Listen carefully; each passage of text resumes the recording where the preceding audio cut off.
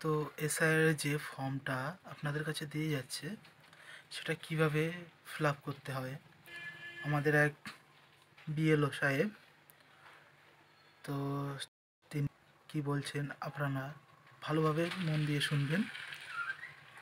ঠিক আছে না নমস্কার, আমি একজন ট্রেনিং প্রাপ্ত বিএলও। আমি ইলেকশন কমিশন অফ ইন্ডিয়ার কাছ থেকে ট্রেনিং নিয়েছি, বহুবার ট্রেনিং নিয়েছি। একটা জিনিস সবাই ভুল করছে, সেটা দেখতে পাচ্ছি যে 2002-এর ভোটার লিস্টে যদি আত্মীয়র নাম থাকে সেক্ষেত্রে আপনারা কি করবেন, এই কলামটা এই বক্সটা ফিল আপ করতে সবাই ভুল করছে। এই জায়গাটা একটু দেখে নেন।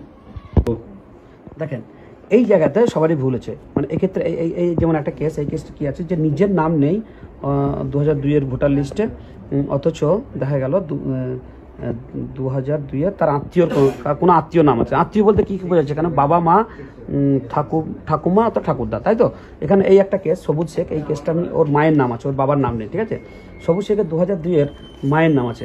তো আমি দেখে দিচ্ছি এটা 2002-এর লিস্ট, এটা অংশ নম্বর, এটা বিধানসভা নম্বর। ঠিক আছে, দেখেন এখানে কি করছে, ওর মায়ের নাম হচ্ছে সর্বানু বিবি, তো ব্র্যাকেটের মধ্যে মা লিখে দিতে হবে। তাহলে এই কলমটা আপনার ফিল আপ করার দরকার নেই, মানে যার যদি বাবা হতো বাবার নাম লিখতে তাহলে বাবা লিখতে হতো, যদি ঠাকুরদা নাম হতো তাহলে ঠাকুরদা লিখে দিত।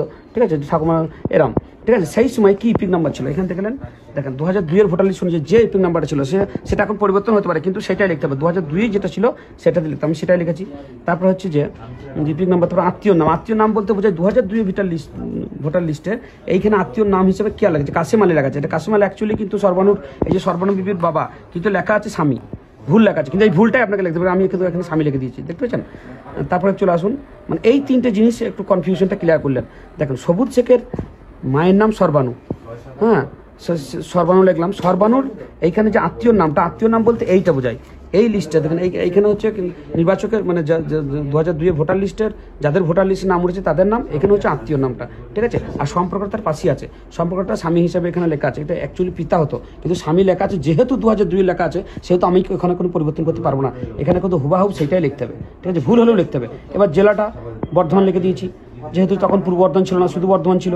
আর রাজ্যের নামটা পশ্চিমবঙ্গ। বিধানসভাটা বর্তমানে এখন কিন্তু কেতুগ্রাম, কিন্তু আগে ছিল কাটোয়া, সেহেতু কাটোয়া লিখেছি। বিধানসভার ক্ষেত্রে নাম্বারটা 280, এখন 271 হয়েছে, তখন 280 ছিল, 80 লিখেছি। অংশ নম্বরটা দেখেন, অংশ নম্বরটা 2002-এর ভোটার লিস্টে কর্নারে পেয়ে যাবেন, তাহলে সেটা 11 ছিল লিখে দিয়েছি। এবার ক্রমিক নাম্বারটা, এই মহিলার ক্রমিক নাম্বার হচ্ছে 138 কিন্তু এখানে লিখে দিয়েছি।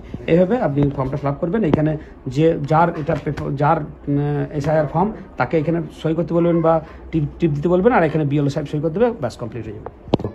নমস্কার, ভিডিওটি যদি ভালো লাগে তাহলে শেয়ার করে দেবেন, কমেন্ট করবেন, এবং সকলের কাছে যেন পৌঁছায় একটু দয়া করে শেয়ার করে দেবেন, তাহলে সকলের কাছে পৌঁছবে। এই ফর্মটা কিন্তু অনেকজনা ভুল করছে এই জায়গাটা, সবাই যাতে ঠিকঠাকভাবে ফর্ম ফিল আপ করতে পারে তার জন্য এই ভিডিওটা আমি করলাম, এটা সকলকে শেয়ার করুন। যদি এই ভিডিওটা দেখে উপকৃত হন তাহলে প্লিজ সাবস্ক্রাইব করে রেখে দেবেন আমার এই চ্যানেলটা। আর অশেষ ধন্যবাদ এই বিএলও সাহেবকে এত সুন্দর করে বুঝিয়ে দেওয়ার জন্য। সকলে ভালো থাকুন, সুস্থ থাকুন।